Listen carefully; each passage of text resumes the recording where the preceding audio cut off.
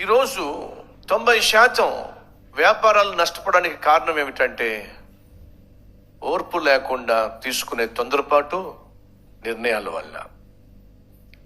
90% వ్యాపారాల్లో నష్టానికి కారణం ఏమిటంటే ఓర్పు లేని తొందరపాటు నిర్ణయాలు. 90% వ్యాపారాలు లాభాన్ని చూడడానికి కారణం ఏమిటయ్యా అంటే ఓర్పుతో నేర్పుతో తీసుకునే నిర్ణయాలు. ఎందుకంటే ఓర్పు అనేది నువ్వు ఎదుర్కొనేటటువంటి శ్రమల ద్వారానే సాధ్యం. ఈ విషయాన్ని మర్చిపోకండి. మీరు ఎంతమందికి ఓర్పు కావాలో ఒకసారి చూపిస్తారా? అంటే సహోదరి సహోదరులు, నువ్వు పనిచేస్తున్నప్పుడు ఓర్పు చాలా కావాలి.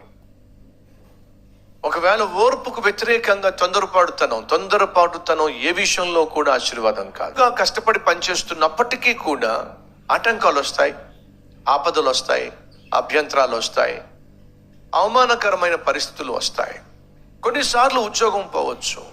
దయచేసి గమనించండి, దేవుడు ఒక ద్వారాన్ని మూసాడు అంటే మరొక పెద్ద ద్వారాన్ని తెరుస్తున్నాడు అనే వాస్తవాన్ని మర్చిపోకండి. రోమీలకు రాసిన పత్రిక 8వ అధ్యాయము 28వ వచనం ఏంటో తెలుసా?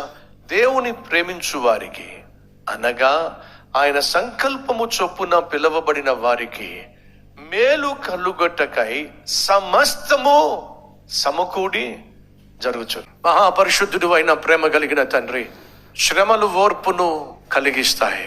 ఓర్పు నిరీక్షణను పుట్టిస్తుంది. నిరీక్షణ నాయన మా జీవితంలో మేము ఆశిస్తున్న వాటిని పొందుకునేటటువంటి ఆధిక్యతనిస్తుంది. అయ్యా, ఈరోజు మాతో సూటిగా స్పష్టంగా మాట్లాడి, ఏ కష్టం వచ్చినా, ఏ శ్రమ వచ్చినా, ఎంతటి విపత్తు వచ్చినా నాయనా నీ పాదాల సన్నిధిని పడితే చాలు, జవాబు మాకు దొరుకుతుంది.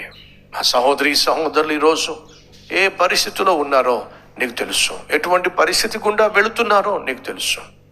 ప్రతి ఒక్కరూ ఓర్పు కలిగి, సహనం కలిగి, పనిలో, పతితో, పత్నితో, పిల్లలతో, ప్రతి ఒక్కరితో ప్రయాణంలో ఓర్పు కలిగి ఆయన జీవించే కృప మాకుంటే చాలు. మా జీవితము ధన్యం నాయన.